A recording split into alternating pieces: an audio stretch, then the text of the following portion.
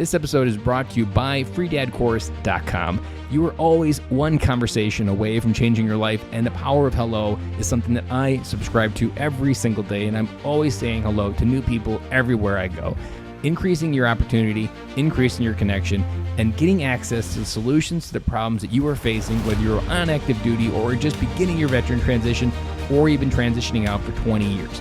On the other side of hello are the solutions that you're looking for. Again, head on over to freedadcourse.com. Get your 5-episode audio course to create more connection, create more friendships, and get back to living the life that you're trying to design.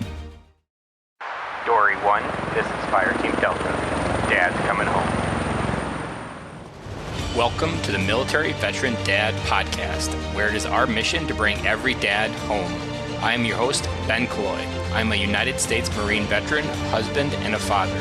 We will bring authentic conversations to inspire action in your life so we can close the gap between the dad you are today and the dad you want to be tomorrow. This is the Military Veteran Dad Podcast. Welcome back to another episode of the Military Veteran Dad, episode 37. This week we got a very special episode. We had a son of a military dad. And this was an episode when he first pitched it to me. I was like, this sounds like definitely an idea and a story worth telling. And it turned out really great. And I'm excited for you guys to listen to it because the other side of being a military dad is just as important to understand as it is being a good military dad, that there's two sides. And often we don't understand the choices that we make as a military dad, how those affect the ones in our life. And this story is about as good as any to tell that other side of how those choices that we make, of what we choose to work through, what we don't choose to work through, how all that works through. And before we get started, there's one thing I just wanted to pause and say, and that I want to thank you guys, the listeners, because a few of you have reached out and dropped me a thank you note, and those mean the world to me.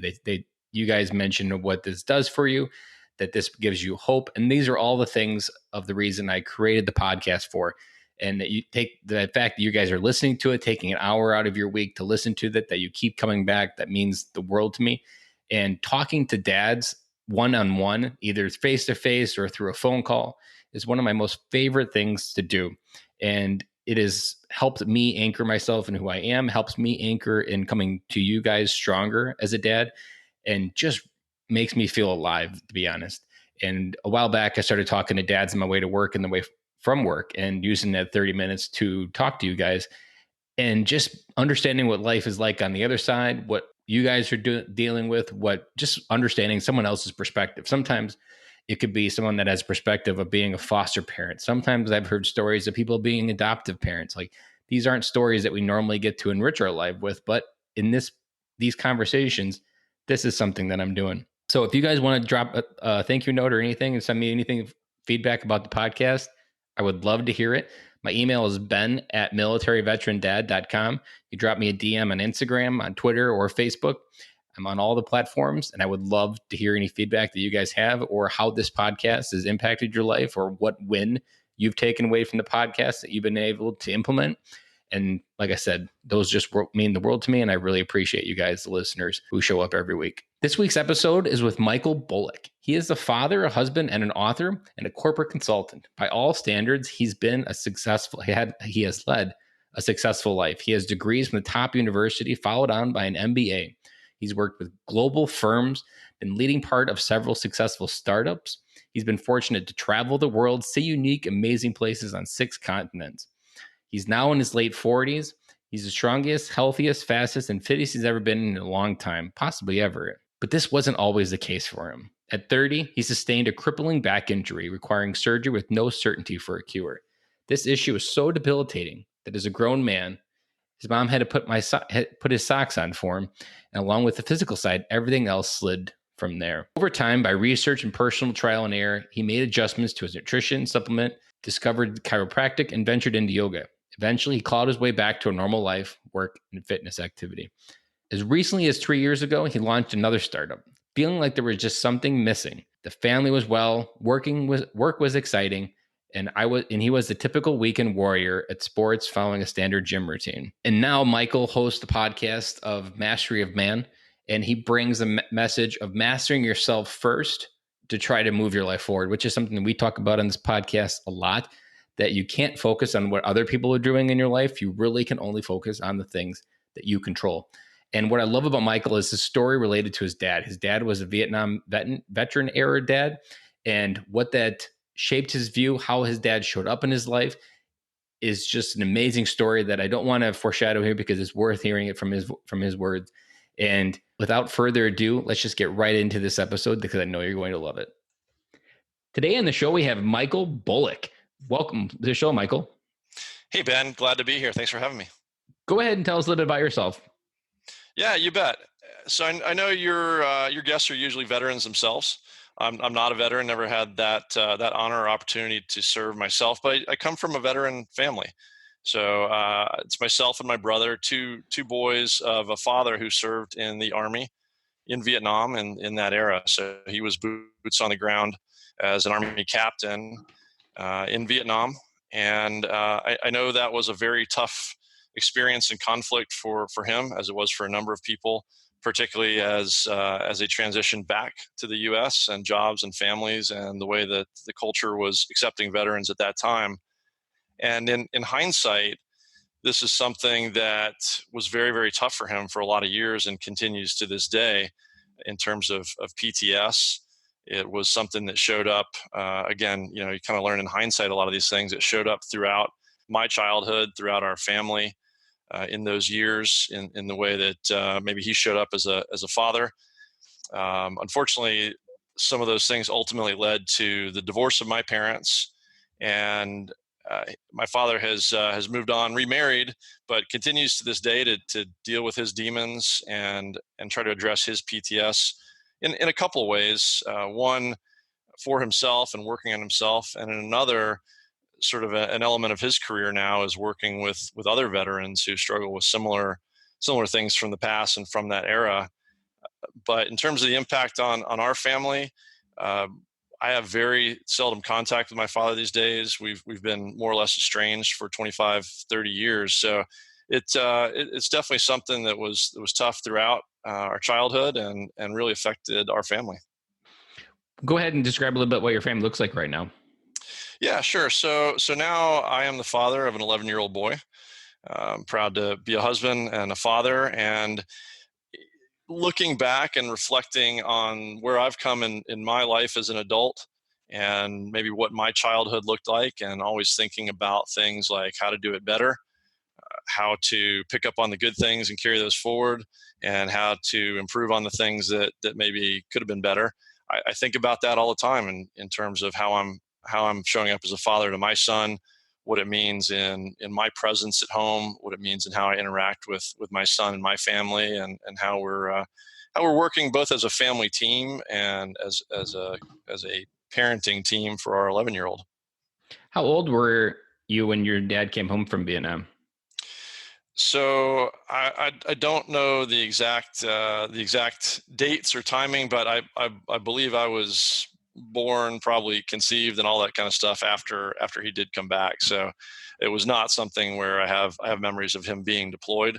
So if anything, I was very, very young when he returned. You almost grew up in the only dad you knew was the post-Vietnam dad. There wasn't like you were his son before and then he went away and you came home and then he changed. Definitely did not know the pre-Vietnam dad, even if I were around at that time. And the way he ended up there was not in a military career by design. So he was using an ROTC scholarship to pay his way through university. My dad's family, my grandpa, they came right off the boat from Ireland. My mom's family from Italy, a generation before that. So not a ton of means, strong work ethic, and my father was essentially looking to pay his own way, and bad timing potentially with the conflict that arose over there. So that took him to Vietnam by way of ROTC, at least as an officer. But again, pretty grave impacts to him, and for me, I really just sort of knew a man that was very, very kind to us as a father, but in a lot of ways, somewhat, I'd say, withdrawn or detached. My mom, in a way, was a single mother, single parent a lot of the times.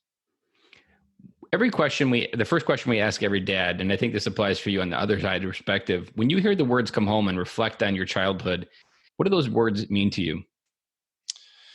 Yeah, it's a good question. I know it's one you like to explore with most of your guests, Ben. So one thing I remember is that my dad, I think one way he dealt with things was really throwing himself into work. Trying to maybe distract himself or focus his energy somewhere other than where his mind might go. Given too much idle time, and so that led to him traveling for work. It led to long hours at work, and so as a kid, I remember while he was around to help out from time to time with things like us playing soccer. I remember, there's sort of always this question of, would he be at practice today? Would he literally show up? Would he make the game? Would he make my basketball game? Things like that. So in my career now, I do travel from time to time, and I have for many years for work. So it's something I've often thought about with my son from the time he was little and to this day of how do I make sure I'm around for the important events? How do I make sure that I do that consistently? I don't think I've missed a few of his soccer practices when I travel during the week, but I don't think I've ever missed a soccer game.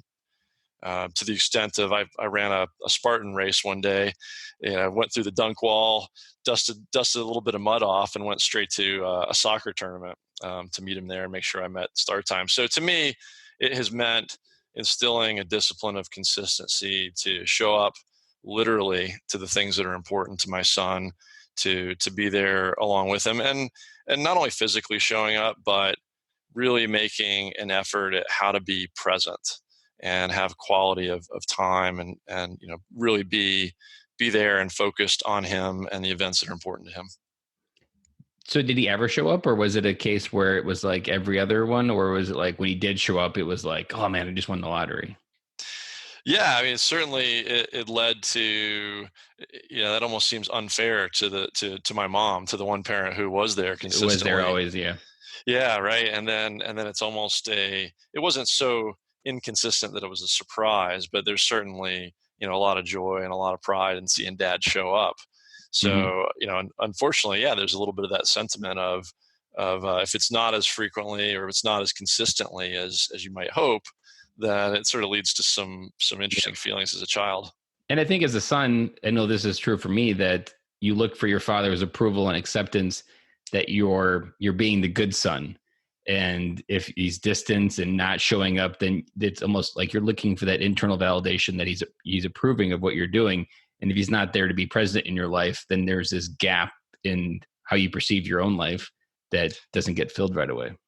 Sure. Yeah, I can completely agree with that. I think kids definitely look to their parents for validation, and certainly boys with their fathers. So that can leave a void. Let's switch to the opposite side. When you want to think of a memory that's like that brings joys to your life? What's a memory of your dad that you think of? If there's a moment that you could share where that's a moment you hold on to when you reflect on the positive version of the dad he was. Yeah, and it is interesting to reflect on stuff like this because I've read and I've heard recently that now scientists, psychologists, whoever studies these things believe that our memories are so faulty, it may be something like 50% accuracy at best with which we recall our past, and particularly things as distant as our childhood. So, it is tough to figure out how much that lens is colored. But, I don't know that I would pick a singular event or accomplishment or something where I could say, my dad was there at that time for that one thing. But I think the things that were great experiences for me as a kid and that I look back on and I do remember fondly is I was always very, very active in sports, particularly soccer. So the times that my dad was able to carve out and be an assistant coach or show up consistently, he and my grandpa were really into fishing. And also he got me into hiking and camping. And the funny thing is I just had this conversation with my son when we went hiking, camping, and fishing in Mount Whitney this year. It was as a kid when my dad and my grandpa took me fishing, took me hiking, took me camping. I thought they were the most boring things in the world as a child. Mhm. But in hindsight, I look back on it, I was like, those were special times. They were special moments. It was my dad sharing with me things he was passionate about. And, whether it's because of that good memory or attachment, or just, he was able to teach and instill an appreciation for things like nature and the outdoors. Those are some things I enjoy very much now as an adult, and I enjoy doing with my son. I like what you said there. And for any dads listening, the part that I'm picking up on is that there was those moments where he shared what he loved with you. And while it wasn't really valued, it created a memory that, and for me, when I think of these types of memories, it's really when life's a super complicated day and you're just looking for a way out almost. Like these are the memories that you reflect on when life was simpler. And like even the Marine Corps for me, like it was hell. And most days it wasn't something enjoyable, even boot camp. But now being 34, looking back, like those are some memories that I reflect on when it was just me. There wasn't any kids, there wasn't anything extra. Or if I go back and I think of the different things that I did with my dad, those are the memories when life was a simpler time. And those just anchor me into where I am today and almost calibrate at the same time of like for you, you calibrate back to that memory to align to the dad that you want to be now. Yeah, I think that's a great point, and you really boiled it down effectively. I don't know how the amazing brain and body work in that way that they do, but whether it's my wife remembers the glorious things about childbirth and forgets the pain, right? Mhm. Oh yeah, the pain, it's crazy. Once a baby's born, all the pain, the misery, it just passes right through. And then even as dads and moms, when they grow, you forget how hard of a reset that is until the next one comes. And it's like, what the F were we thinking? This sucks. Then you forget it and you're just like, you want to repeat it. And then you're like, this sucks. How do we do it again? Exactly. Yeah. In fact, I know you and I were talking a little bit off air about some things. Like I had just done a let's call it an adversity event. This thing called SEAL Fit 20X, where you go and spend 12 hours facing adversity to try to discover and learn more about yourself. And leading up to it, I was talking to a guy that had been a guest on my podcast. I've become friends with, who is a former Navy SEAL. And he was talking about his experience in going through BUDS, and then he also became a BUDS instructor for a little while. And he said, hey, if your mini 12-hour version of a boot camp event is anything like what I went through in BUDS and Hell Week, what a lot of us say is it was something along the lines of it's the best thing that you'd never want to do again. Yeah, I like that. Yeah, so maybe that's a little bit how these memories are. They do leave those imprints. And I think a lot of times as we mature and maybe take those quiet times to reflect, we don't necessarily find the value of them in the moment, but we can find them in hindsight and in reflection in those moments of stillness. When you held your son for the first time, did you have a fear that you maybe were going to be repeating what your father was to you? Was that ever something you had to work through on your own? It's interesting the way you phrase it. So I remember my son being born. I was in the room and got to cut the umbilical cord and hold him right away and all that great stuff. I remember crying like a baby when he was born with joy and just overwhelming emotion. So that's all that was there for me in the moment was that intense happiness and gratitude and thankfulness. But it's interesting you asked that question because it's something I didn't ponder in that moment, but it's something that I ponder continuously.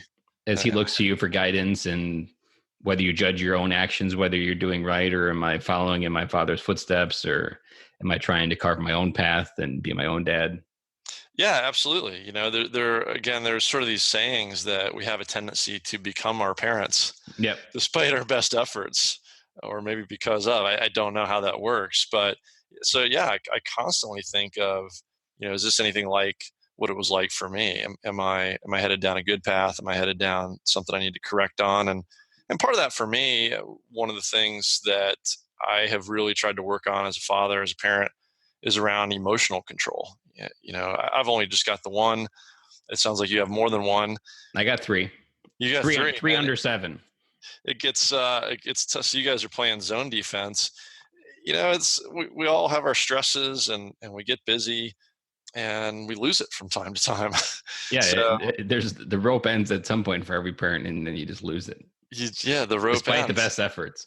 Despite the best efforts. And so I'm not sure I've gotten any better about not losing it, but I've been working on maybe that witness, somewhat of an impartial view of understanding when I'm losing it, and Mm-hmm. trying to cap that off as quickly as I can. Just as a simple example, my son and I were out in Colorado Springs, and we were running some Spartan races at Fort Carson, the Army base out there, a month or two ago, and the parking situation was a cluster.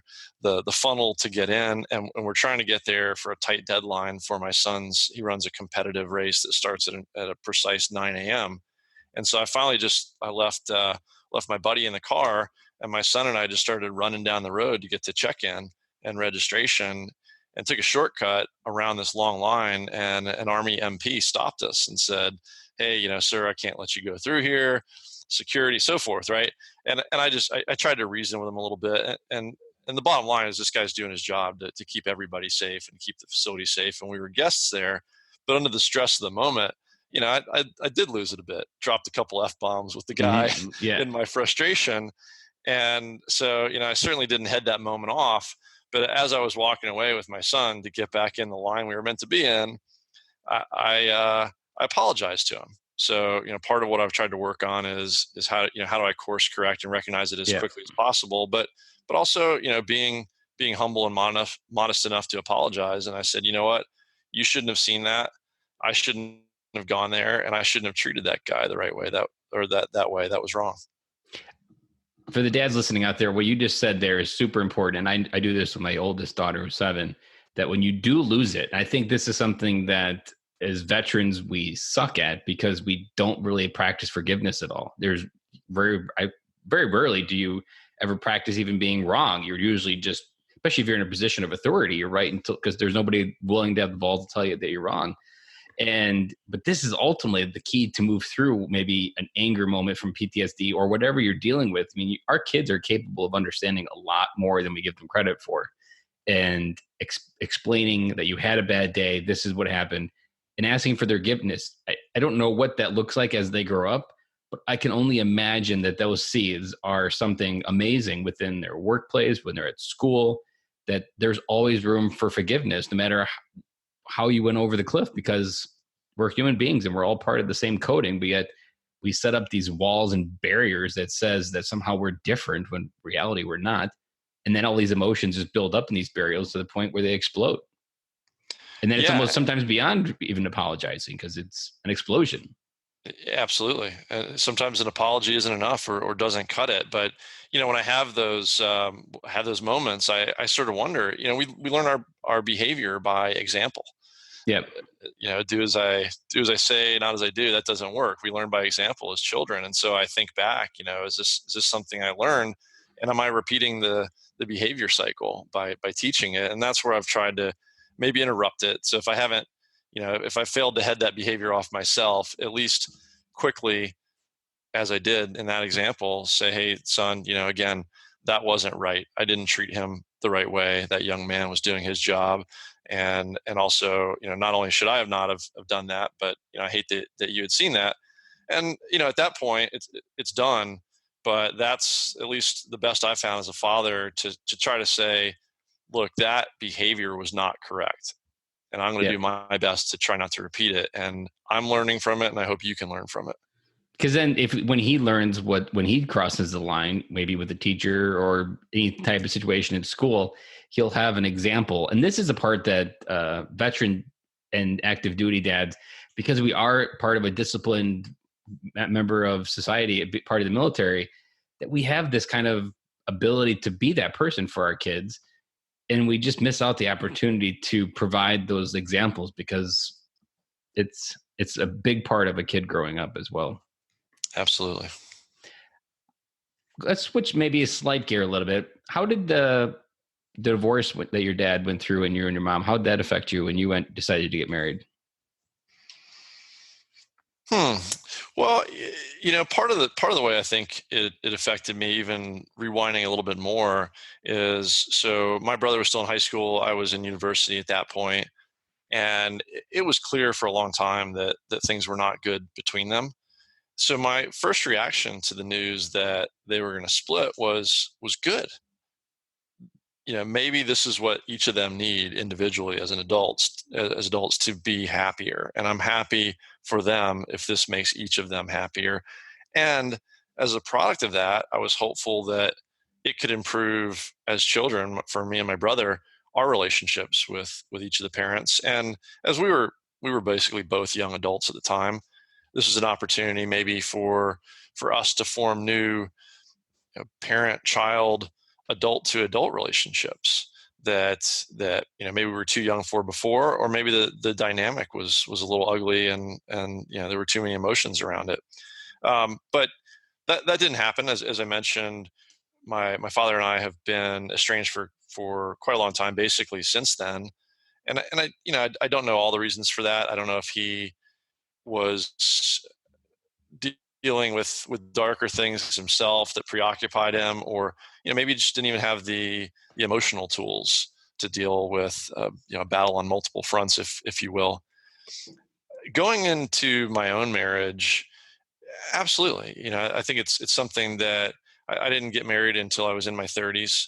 I think I was really holding off or hesitant about the institution of marriage for quite a long time. Hmm. And it's something I thought about not only before committing, but again, I think about fairly frequently, because marriage always takes work. It's Yep. it's uh it's an incredible experience, but it's also a very tough endeavor. Probably for my wife more than me. She's got to put up Yep. with me, right? But I do understand that marriage is dissolving is sometimes the right answer. But I also, for myself at least, I believe that we've got something special, and it's worth the effort and it's worth the fight. It's a very good message. And I think it is always work, but at the same time, it's something beautiful can come out on the other side of that work through having kids. And even when your kids leave, there's so much more of life after kids that you can experience with your spouse. And so the best way I've heard it explained is that so much of our society today is they focus on their kids so much that they forget how to be married. And then when their kids leave, they end up being strangers, and it almost happens by default because they no longer know how to be with each other. And now they're on the next phase of their life and they're strangers to each other. And it really takes a commitment and prioritizing of the marriage versus even the kids, that you need to show up and choose your wife first every single day. We had an episode, I think back in the spring, that he gave the advice that always kiss your wife first and make sure that your kids understand that she's more important than them, despite how maybe that might go against culture. But showing your kids that she's more important emphasizes that something that they're going to remember when they grow up, and how prioritizing that life as well will go through their life when they decide to get married. Yeah, no, it's a great point. I understand the biological imperative that our child is our blood, and you want to we have this imperative for that gene pool to survive and for that child to survive, and we probably naturally are drawn to focus our energy there first. But you're right, it's important, and it's a thing that's got to be done consciously. I think the one thing that my wife and I agreed on and have consistently maintained is having a unified front. So making sure that we are unified in any sort of, whether it's a policy, whether it's punishment, whether it's whatever it might be with our son, not putting the situation in place where it can be divided, right? The Mhm. hey, mom said no, so I'm going to ask dad, sort of a thing. But yeah, you're right. And maybe it's modern world and instant gratification that we've become accustomed to, or the dopamine hits of clicking on Instagram to see who's liked my last post. But Yep. we do somehow, we have a way as humans of perceiving everything as infinite. We think that the current situation is as it will be forever. But as you said, something like childhood, it passes so quickly. And all of a sudden you're empty nesters and you're on to the next phase of your life. And maybe if you're lucky, then you're on to the phase of being grandparents. So Mhm. it's a continual path and a continual evolution. I think if we can maintain some perspective on enjoying the present, but there's a long road ahead, maybe that's one way to keep focused on the fact that you've got a marriage that comes first, and then you've also got a job of raising children. One thing that I think about that's very good about your story, not good, but it's interesting that some people would look at your story and they would just get stuck in that neutral state. They would almost be, they wouldn't give themselves permission to live their own life because of how fractured it was. And they just felt like that would just be a victim mindset. Knowing where you are today, when you look back and knowing the story that you have in your life, what's something about that story that's made you who you are today that you look back and say that like these lessons helped make me the man I am today, as far as the positives of that story? Sure. Well, there's probably a few great things about it. So again, we have a perception of permanence, but look, for my mom, she went on to fairly recently in the last years, she re-met a guy from high school at their 50th high school reunion, Wow. and they've been dating the last few years. So that turned out great for them. I know my father remarried, and part of the way he's dealt with some of the things he's dealt with is through yoga, and he's become a yoga instructor. So maybe he's found the place that he needs to be. For me, I think one of the ways it's really given me a boost is, so by profession, I am a corporate consultant. That's sort of the day job. I work with companies that are going through transformations or growth or startup or things like that. And really, a consultant is sort of a continuous learning, teaching, applying sort of endeavor, almost a coach, if you will. And in recent past, I've really, the last 3 years in particular, 3 to 4 years, for myself, I've been focused on some of this reflection on what my family was like growing up in a challenge strained veteran household, and having a growing son on my part. And so I I look at this path that I'm on, and I read a great book around mastery and the journey towards mastery, which is a lifelong journey, right? It's, I don't even know if it's an end state or a goal to be reached, but it's a jagged path, and one where we continually have setbacks and we continually have adversity in our lives. Maybe, much like my parents did, or we experienced as an offshoot as children. But there, tons of examples throughout life. And so one of the ways that this is a huge positive for me is, well, now I've got a lot of fuel to what I'm doing. And I have a podcast myself, Ben, as you know, around that mastery journey called the Man of Mastery. And I'm using it to look at what performance looks like for myself in my life, and what it looks like for me as a father, to learn about myself from my past, and to learn from others, and apply that as a father, apply that as a husband, and maybe share some of what I've learned that others may benefit from as well. And I think what your story has is adversity. And oftentimes, adversity is one of the best fuels for great growth and courage and to do amazing things. Some of the biggest people that we know today, Oprah, Tony Robbins, all of these people came from a story where you almost wouldn't believe it.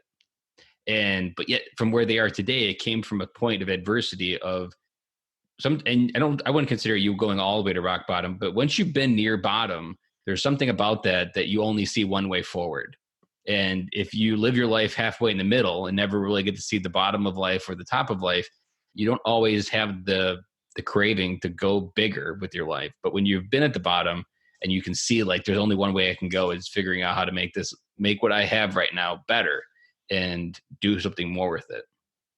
Yeah, I like that. In fact, I think Tony Robbins is one that says it's either going to happen by desperation or inspiration.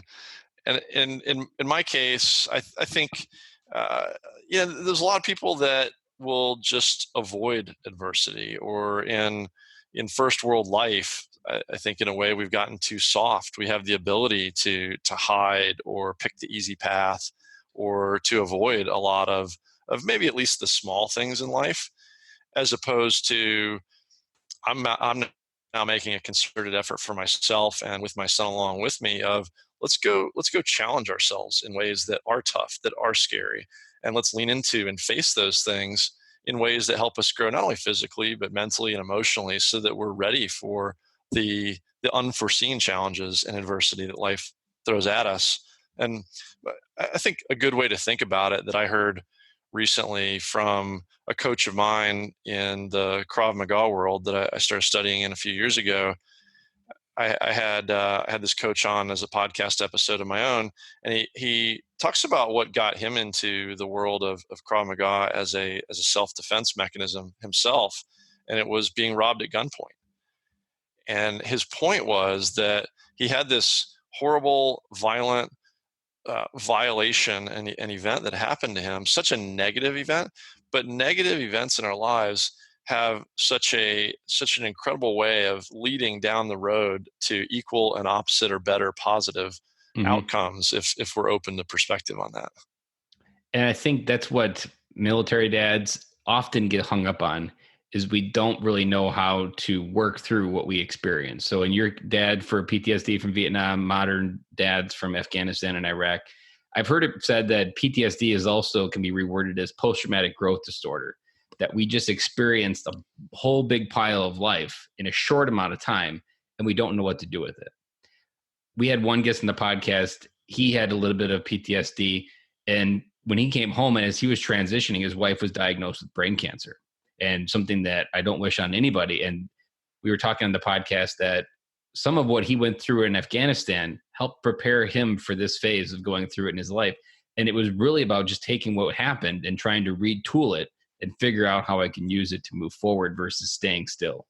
And it's when we stay still that when I've interviewed dads, that we put these barriers between us and our kids, which I think is what you mentioned in the beginning, that there was just these barriers between him being a father and you having a father, and he just couldn't move past them because he couldn't figure out what this all meant, of why it happened. Maybe he lost someone, whatever happened, that you can just get hung up on these loops. Yeah, I agree. And that's amazing. Your guest, by the way, that was able to take what he experienced and flip it around to a positive, to be as supportive as he could, or help his wife in what she was going through. And I think, sometimes we've got control over things, sometimes we don't. And sometimes the positives that we can get out of the challenges or negatives in life, they don't come right away. And so it's hard to see, or hard to have the patience to follow through and kind of wait for that equal and opposite positive impact somewhere down the road. But, in my case, part of it is consciously going after a learning experience and a teaching experience and a journey for myself and my son and those that I can touch through a podcast. And then, for some things that I can consciously go out and impact myself.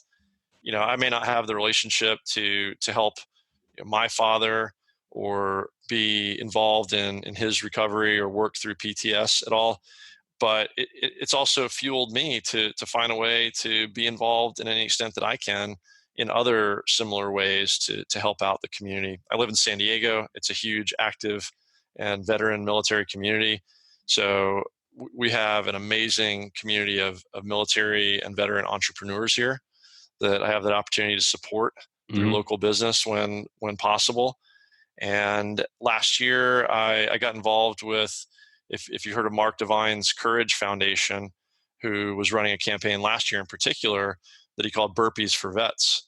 So along with a couple hundred other people, I raised money and donated, I think about 20,000 burpees myself in support of Nice. his foundation, which is directly reaching out and working with vets through some of his techniques in that community. So I think there's a lot of ways it can fuel us, those of us who do or even don't have a military background, to try to touch those communities. I got a question for you. I'm not sure whether you got a good answer for it or whether you've ever thought about it, but I'm going to put you on the spot and ask you, if your dad called you today, what would you tell him? Yeah, thanks for putting me on the spot with that one, Ben. Because I think there's a lot of dads out there that have these estranged relationships, and there's also this disease. And there may be good reasons not for you to talk, but I think there's other cases where people just have these stalemates that aren't willing. And I think your message, or whatever you wish your dad could hear right now to another dad, may help some other dad come home that maybe hasn't been able to connect with their son. Sure.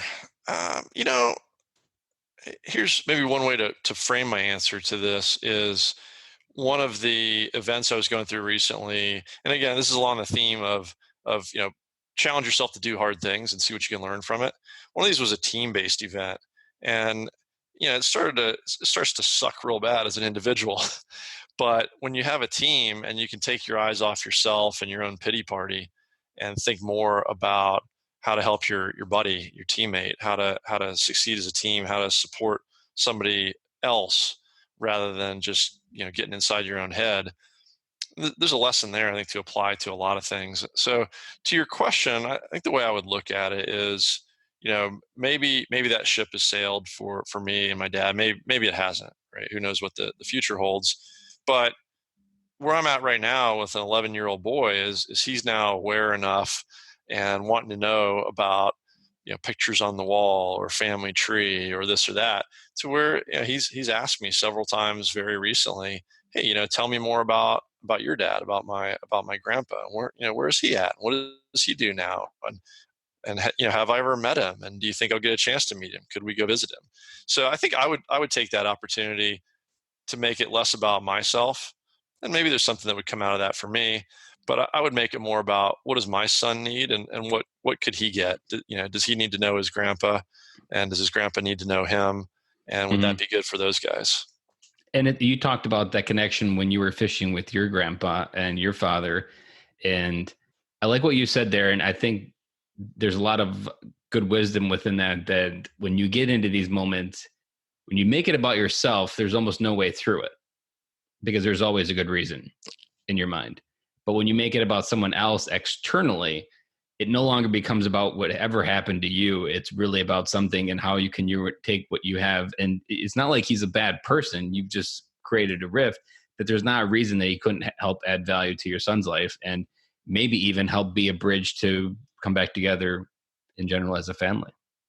Right. Yeah. Not my place to judge what he was going through, or or what path he took. But yeah, absolutely. I mean, at this point, literally, my job as a father is to try to lay out the best life and best path and best lessons I can for my son. And if that means, even if it's something that I've got to put emotions or ego or stubbornness or something aside for, then it's not about me. It's about my son. And even that exercise of doing something externally of yourself, even if it's not your dad, that exercise teaches a lot, even as you talked about, just a regular challenge of doing hard things, because that's a hard thing to do just in general with a lot of things in life. It is. And, maybe I'll switch gears on us a little bit here of just some of the ways that, if I go back to some of the things we talked about early on, how even when my dad was home, how present was he? So one of the things that I've tried to do with my son is figure out what he likes to do, or get him involved in things that I like to do, and be able to spend that time together. So for example, if I want to make working out a priority for myself, if I go to a gym and that takes me away from my family, then that's another hour and a half or whatever it is that I don't have with my son. So I gave up on working out at gyms. I've built some stuff out in our backyard. We do a lot of body weight workouts. And so, particularly since my son and I have started doing Spartan racing together, we might go for a run. We might go out in the backyard, do burpees together, or we'll help each other through high intensity workouts or other Tabata sets of something. And so we literally will do those workouts together where he's holding my feet to do sit-ups, or we'll do burpees, and we make sure when we do the burpees, we're facing each other. So we're looking into each other's eyes and going through the reps together to help each other through it. Or even to the extent this weekend, I got up super early yesterday morning, threw on a 20-pound ruck, and I went for a 12-mile walk up and down a hill here over 3.5 hours. And I thought, to the extent I've been making a point of doing all these things with my son, so we have quality time together and we're getting a healthy exercise done together, or healthy activity. I didn't think he was getting up at 6 a.m. to do a 3.5 hour ruck. Mm-hmm. So when I came home yesterday, he goes, "Dad, that was awesome. Next time you do it, can I go?" Yeah. So just, finding ways that we can. And now you've got things. this almost magnetic connection where he's naturally being drawn to something that you're doing it together. And what you've just pieced together is brilliant for military dads, because we are skilled in all of these things of how to live adventurously and do things a little bit creatively and do push-ups in random places. And these are things that we can help bring our kids into. And for me, I didn't have any of this in me. I like running is the death of me. I was the least likely to go in the Marine Corps. I wasn't fit. And these are things that like bringing into them, into their life right now. I mean, just today, here's a perfect story related to running. So I've been trying to conquer my fear this summer of running. It's been something that's plagued me for 15 years. And so I've been consciously focusing on starving the fear. And my kids have noticed. And I can't tell you how many times they talk about running. And my son actually bought school shoes, and he bought them legitimately because of his reasons, not mine, that he wanted to be super fast runner like dad, even though dad is super fast running. Where in his eyes, I'm a super fast runner. And just tonight, they've been wanting me to wake them up at like 5 a.m. when I go. And I'm just like, I'm not going to do that because then they're going to be sweaty. It's going to be time for school. It's not going to happen. But today, right before dinner, I was like, I'm going to go for a run. I'm getting tired and I just need to get some energy. So I first was going to take my oldest to, because my oldest really is starting to like running. My son theoretically likes running, but he really doesn't know what he's getting himself into. And then my youngest, so my 3-year-old, then she figures out what we're doing. So I'm like, what the hell? This is going to be a complete disaster. Just go all in. And it was an absolute flipping disaster. But incorporating that memory all together and just doing it together, like you can't buy that memory, and you can't buy that those little things that you're doing right now, especially in something as important as fitness. And in America, fitness isn't number one. So when you reinforce fitness as something that brings a child joy, that's going to be a game changer for them just in general, based on the direction of our country's going today. And it ended up that I was running with my daughter on my shoulders, my 3-year-old, because she's stopped walking at like the first block. My son's required us to walk because he was starting to get cramps, which he's never gotten cramps. So he didn't even know what they were. He just was holding his stomach. And I was just like, oh, great. And then my oldest was all upset because none of the other kids wanted to run and she wanted to run. But just doing it as a family, it was a complete disaster, but doing it as a family, that is a memory that I enjoyed, even though it was crazy. And I went into it with the right mindset of it's going to be nuts.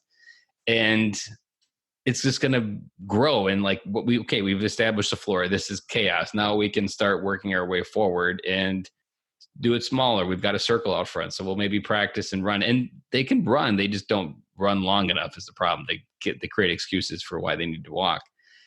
And it's just what you talked about. Yeah, that sounds hilarious and awesome all at the same time. Yeah. You're spending the quality time together. You're creating a healthy habit, and then I also, I try to use it to have those little teaching moments too. You never know what's going to stick with them, but you throw them in here and there, and you hope some of the seeds sprout roots. So I'll talk to my son about micro goals. So we were out for like a bike ride or a run one day, and I talked to him about, hey, we're not focused on the 6 miles ahead. We're focused on, if it gets tough, we're going to focus on making it to that nice next light post. And his next comment was something about the pizza from last night. It just went right over out in the wind. But you know what? When we were headed for home, the last home stretch, last 10th of a mile is straight up a hill. And we're pedaling up that hill, and I could just see him cranking along. And we got to the top, and he goes, "Dad, do you realize that's the first time I made it all the way up the hill without stopping?" I go, "That's awesome, buddy. How'd you do it?" He goes, "Well, it was just like you said, micro goals. I just focused on the next driveway, and then the next driveway, and the next driveway, and I made it."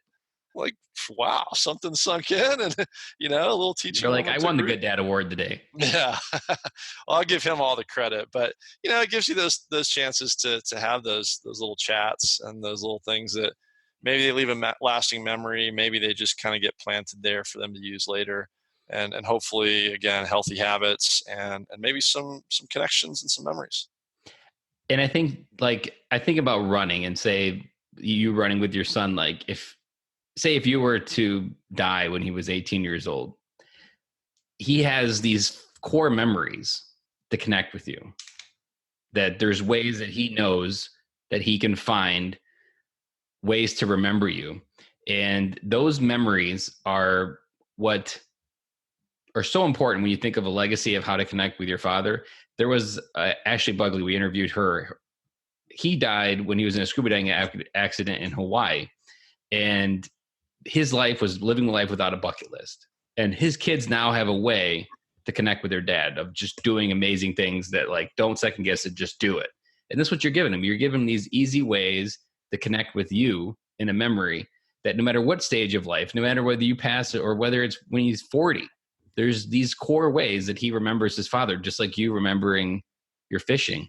And these are, I think, especially for sons, because we need these foundational memories to grow and build those first stories in that skyscraper of the man that we want our sons to be.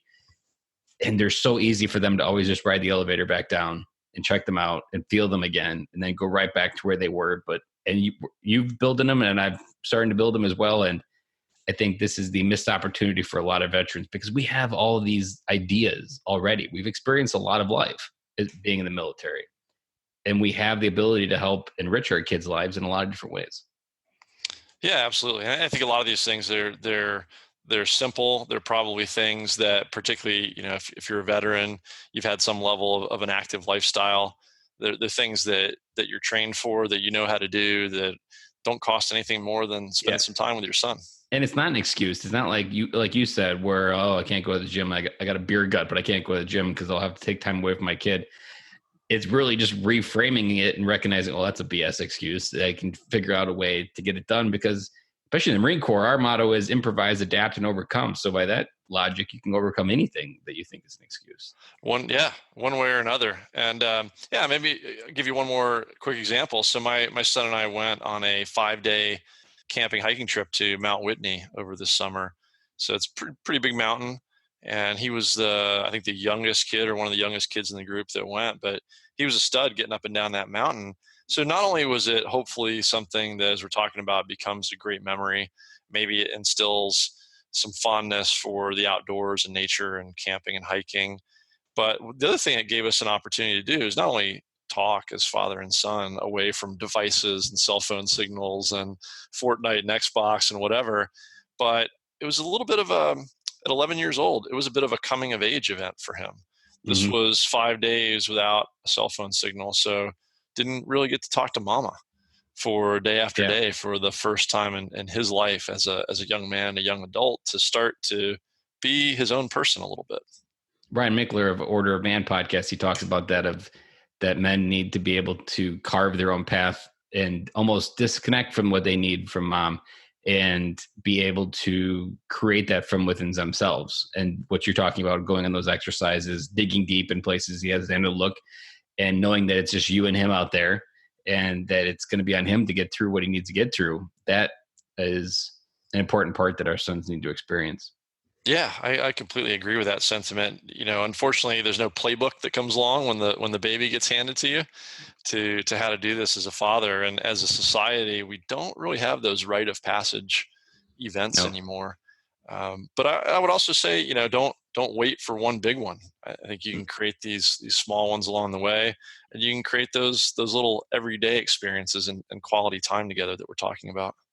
Yeah, and really a basics of what our sons need is just they need that approval from their father that they're doing the right things, and they just need that quality time to know that they're connected in with that energy of who you are, and that they just feel loved. And I feel like that's some of the biggest permission we can give them to go out into the world and be the men that they're meant to be. Yeah, I love that. And along with it, I would say, masculinity is almost a toxic topic these days. But the last thing you mentioned is our children, particularly our sons, knowing that they're loved. And generations past, I don't know how frequent it was for men to say, "Son, I love you." But that is something my son probably gets too much of. There will be no doubt in his mind. My son gets lots of hugs. I always tell him I'm proud of him, that he did a good job.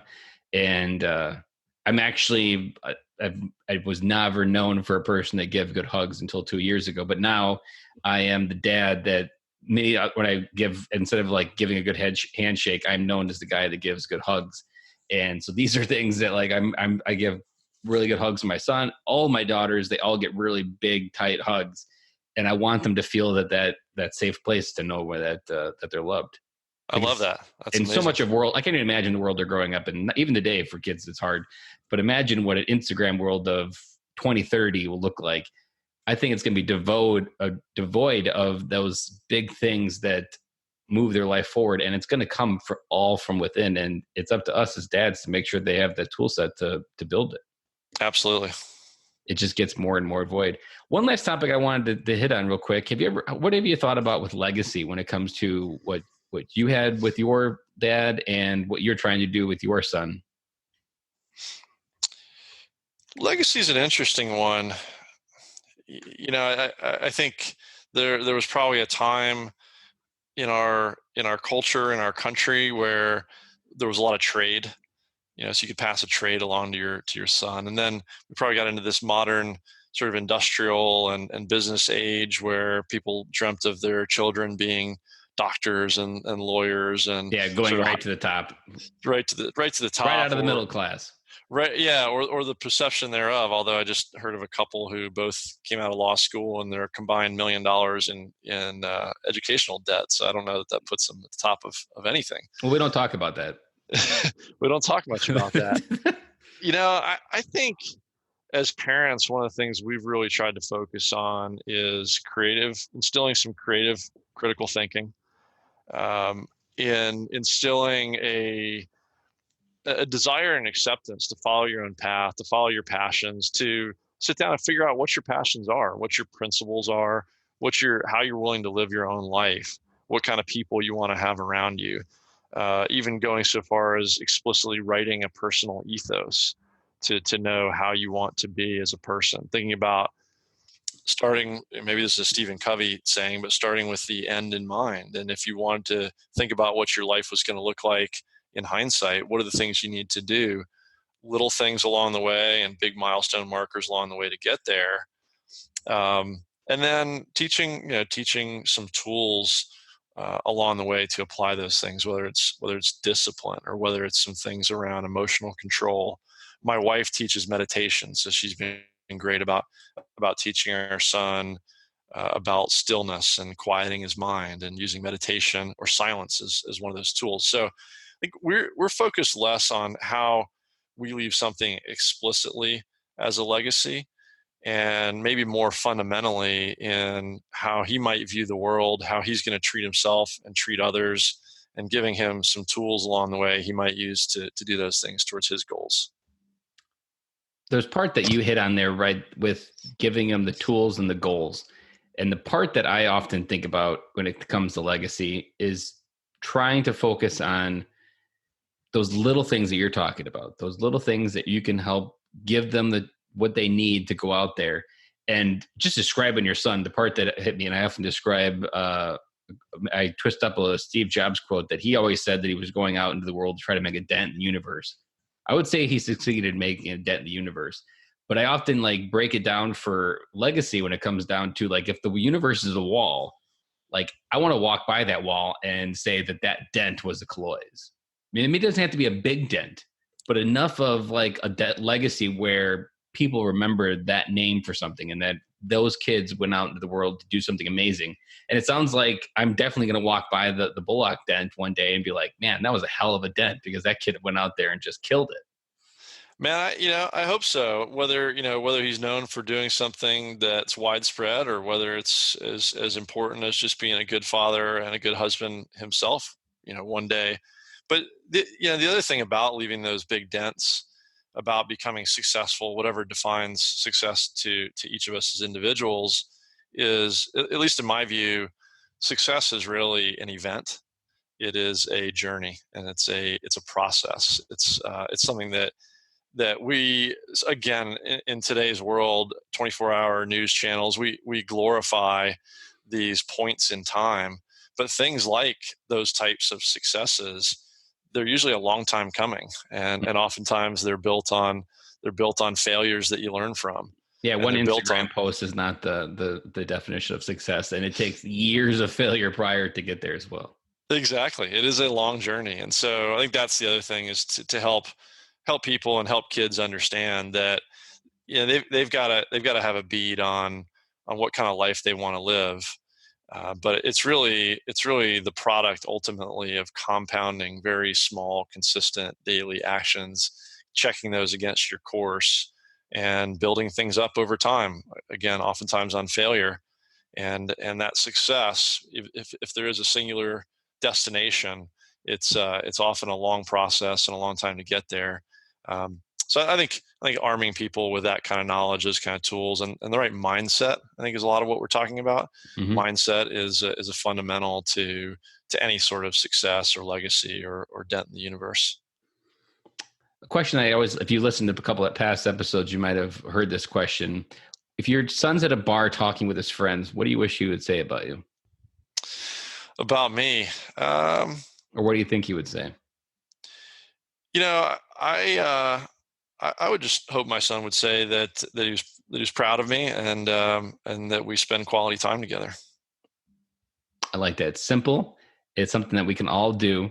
And the one part that I think military dads often do is because we have this military complex, which is very big, that will overcomplicate everything. But what you just said there and wrapping it up is that what they're going to remember is what we didn't really talk on it, but we off talk all the other episodes, that kids spell love TIME, and those methods of investing that little bitty time, those are the ones that are going to fuel the conversation when they go to describe dad, because they're going to describe dad as this adventurous guy because he did all these things. But to you, they were maybe little, but to him, they were amazing.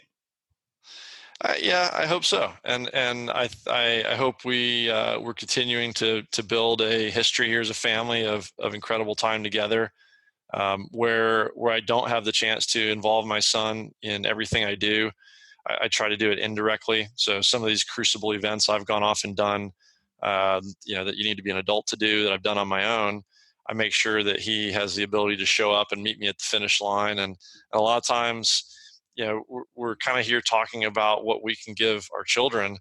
But man, a lot of times what gets me through those kind of things, or gets me through a tough day at work, or gets me through a traffic jam, literally, is knowing that my son is there waiting, when I get home, or at the end of an event, or at the end of a day.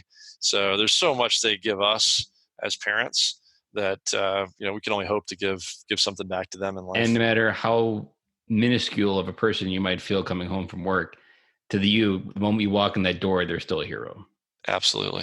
And that's Love the it. part that we often forget, is that to our kids, we never stop being the hero. Love it. Yep. And on our worst day, it's always waiting there. As we wrap up this episode, because this has been a very unique episode, I really liked how we've flipped it on the other side of what it's like being a son on the other side of this. What is a message that you want other dads to know or hear of being a son of a military dad?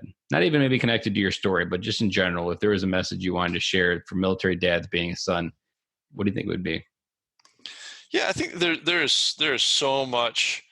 There's certainly so much challenge that comes in the life of a military family in so many forms. Even if it's in peacetime, it could be moving around, having to change schools, or in the conflict we've been in a country for so long, there's so many deployments, and we're talking about a number of things here, including PTS. But as complex as military and military family life might be, uh, what I see and saw in my father as a veteran, and I see in my veteran friends and associates, there are so many tools that those institutions, those branches of the military equip men and women, veterans with, that I would say, you come home, and you come home as a parent with so many tools that you may not consciously or have taken the chance to sit down and think about. We talked about probably only a very few of them here, but there are things around discipline to instill in a very positive way. There are things around pride of work. We talked about some of the things around physical activity, appreciation for nature, maybe the way you treat other people, respect for authority, respectful conflict in intellectual dialogue. There's so many things I think that you guys as veterans bring back to your families, and can bring back to your families and to your communities and to the working world, that it's absolutely an asset, something to be proud of, something I think all of us appreciate. And there's just so much for you guys to give your children and the rest of us that I'm grateful for it. I love that. And if there was a microphone in your hand, there would be definitely a mic drop, because that was, you just crushed that answer, because it's what I talk about in every podcast, that as dads, we are so capable to make the most amazing family life. And every time I hear of a dad that took their own life, my heart breaks, because there's so much missed opportunity to create amazing family stories, adventures, and just amazing human beings with our family and our kids. And we just give up on it. And it just hurts me every time. Yeah, really, really well said, Ben. And I appreciate you taking some time to get a perspective from maybe the other side of the family, of somebody who is an adult now, but grew up in a challenged military veteran household. I appreciate it as well. If people want to connect with you in your podcast, where's the best place to go ahead and find you?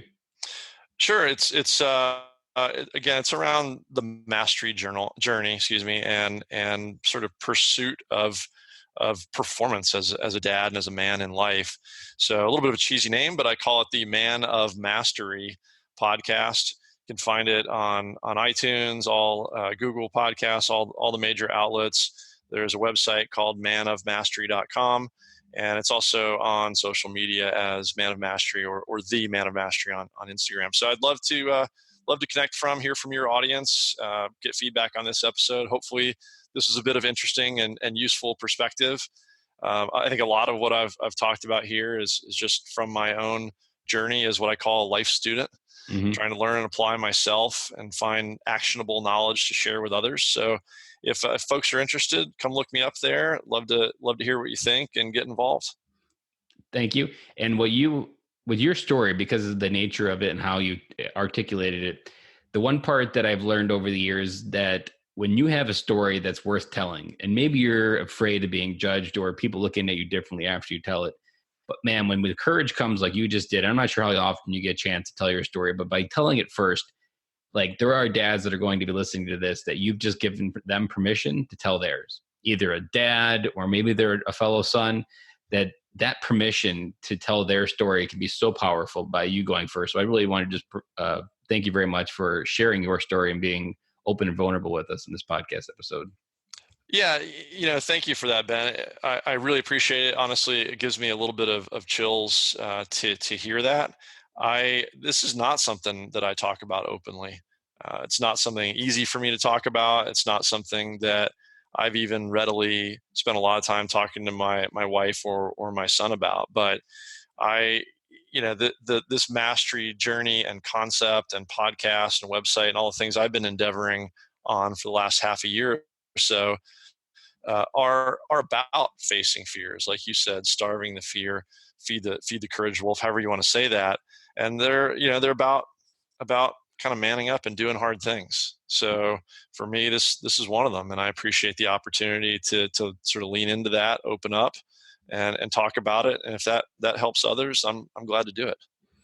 Well, thank you, Michael, for coming on the show, and we'll talk soon. Thanks, Ben. I really appreciate it. That's a wrap. And thank you for listening to today's show, and I really hope you enjoyed it. The lifeblood of any new podcast are the reviews. If you haven't reviewed the podcast yet on iTunes, I would really appreciate it, and you will help us get the message out to even more military veteran dads. As John Maxwell says, if there is hope in the future, there is power in the present. Dads, it's time to come home.